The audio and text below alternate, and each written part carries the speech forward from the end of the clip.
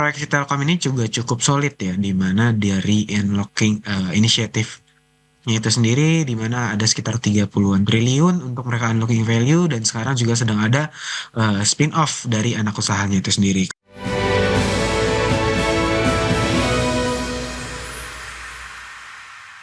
Baik pemirsa, terima kasih Anda masih bersama kami di Market Buzz, dan sebelum kita lanjutkan dialog kita akan kita lihat terlebih dahulu bagaimana opening market pada pagi hari ini ataupun IHSG di 8 menit pertama perdagangan.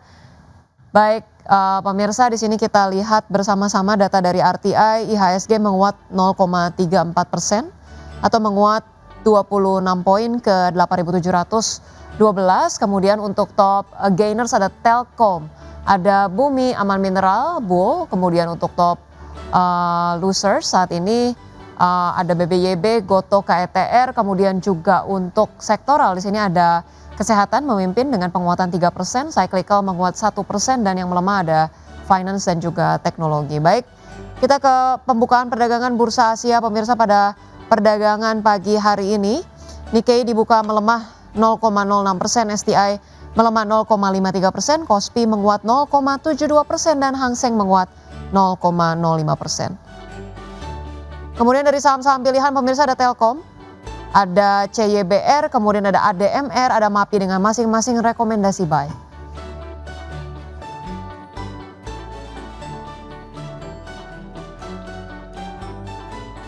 Baik pemirsa, kita akan membahasnya lebih lanjut bersama dengan Mas Christian Sitorus, Research Analyst MNC Sekuritas. Baik Mas Christian, kita akan ulas saham-saham pilihan yang tadi direkomendasikan. Untuk Telkom proyeksinya seperti apa Mas Chris?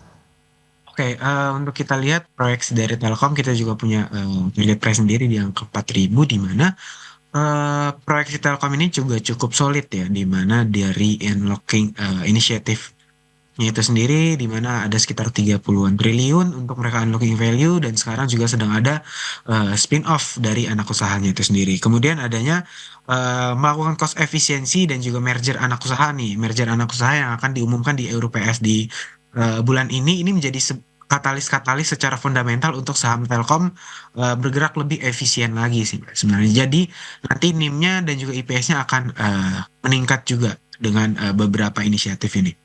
Baik, untuk Telkom diproyeksikan cukup positif ditambah dengan aksi spin-off anak usaha begitu ya, untuk support di 3.460 dan resistance di 3.540. Untuk CYBR seperti apa Mas Chris?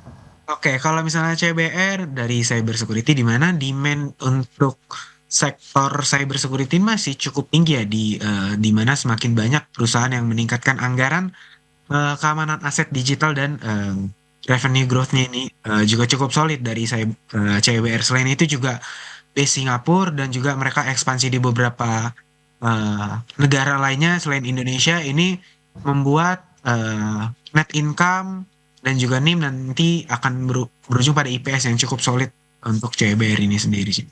Baik, CBR direkomendasikan menarik juga di support 1365 dan target price di 1440. ADMR silakan Mas Chris. Oke, ADMR sendiri dari bisnis komoditas ya, dengan potensi permintaan global yang saat ini meningkat, dan cadangan mereka yang cukup banyak juga, serta katalis terdekat itu adalah smelter aluminiumnya yang akan beroperasi pada Desember tahun ini. Pada bulan ini akan beroperasi, sehingga ini bisa meningkatkan revenue level dan pada ujungnya akan meningkatkan marginnya ADMR ini sendiri.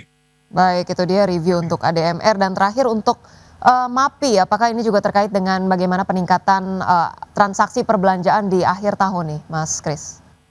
Oke, kalau MAPI secara fundamental kita juga melihat dari sisi company-nya sendiri ya, di mana portofolio ini kan cukup besar di fashion, di sport, lifestyle. Ini pangsanya cukup kuat nih di pasaran. Ini juga adanya akhir tahun di Desember biasanya sampai dengan Januari nanti adanya pemulihan konsumsi domestik, di mana biasanya masyarakat akan membelanjakan konsumsinya itu sendiri, sehingga ini bisa ngeboost performa MAPI di 4Q 2025 ataupun nanti di full year 2025. Selain itu kita juga melihat store mereka yang ada di beberapa negara di luar negeri, seperti salah satunya di Vietnam, ini juga mulai menunjukkan pemulihan secara fundamental, sehingga secara overall MAPI cukup oke untuk kita buy juga sih. Baik, itu dia ulasan Mas Christian untuk 4 saham pilihan, ada Telkom, Cyber, kemudian ADMR dan juga MAPI. Juga tadi sudah diulas juga bagaimana proyeksi IHSG, perdagangan dan juga IPO dari saham Supa. Terima kasih banyak Mas Christian Sitorus, Research Analyst MNC Sekuritas sudah bergabung di Market Buzz. Sampai berjumpa kembali Mas Chris, salam sehat.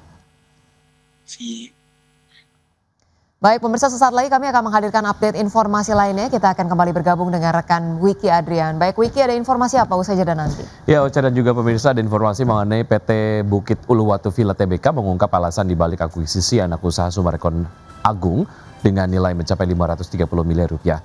Informasi akan kami hadirkan usai jeda berikut, tetap bersama kami.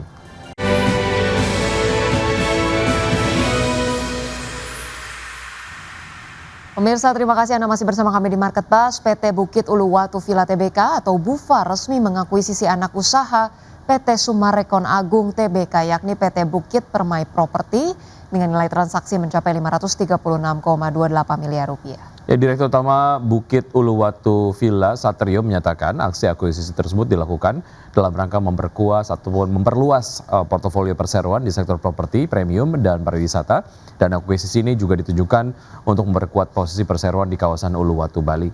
Dalam transaksi tersebut, Summarecon melepas kepemilikan saham PT Bukit Permai Property melalui 2 entitas anak usahanya, yakni PT Summarecon Bali Indah, PT Belinda Development dengan nilai transaksi mencapai 536,28 miliar rupiah. Menurut manajemen aset PT Bukit Permai Property memiliki lokasi yang berdampingan langsung dengan salah satu properti unggulan perseroan. Kondisi tersebut dinilai membuka peluang sinergi yang besar bagi pengembangan bisnis perseroan. Adapun PT Bukit Permai Property yang sebelumnya adalah anak usaha Summarecon Bandung merupakan pengembang properti dengan luas lahan sekitar 19,3 hektar yang terletak bersebelahan dengan Alila Villas Uluwatu, salah satu aset utama perseroan di Bali.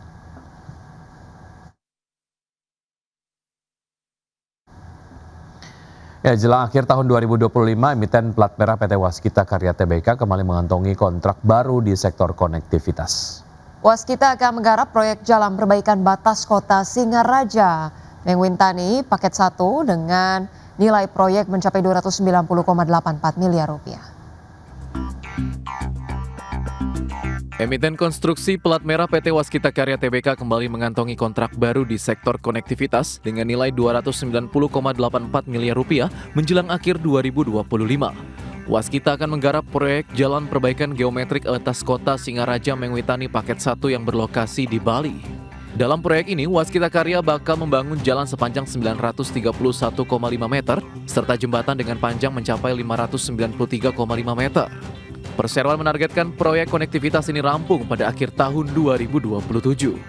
Direktur Operasi 2 Waskita Karya, Detik Arianto menjelaskan bahwa jalan pintas tersebut memiliki peran strategis karena menghubungkan Bali Selatan sebagai pusat pariwisata utama dengan kawasan Bali Utara. Selain meningkatkan faktor keselamatan, proyek tersebut juga diharapkan mampu mempercepat dan mengefisienkan waktu tempuh antar wilayah. Waktu perjalanan Denpasar Singaraja pun diproyeksikan turun dari 3 menjadi 2 jam. Peningkatan aksesibilitas juga diyakini akan mendorong pertumbuhan ekonomi, khususnya sektor pariwisata di kawasan Bali Utara. Tak hanya itu, kelancaran akses jalan juga dinilai akan mempermudah distribusi hasil bumi, produk lokal, serta barang logistik menuju pasar. Berbagai sumber IDX Channel.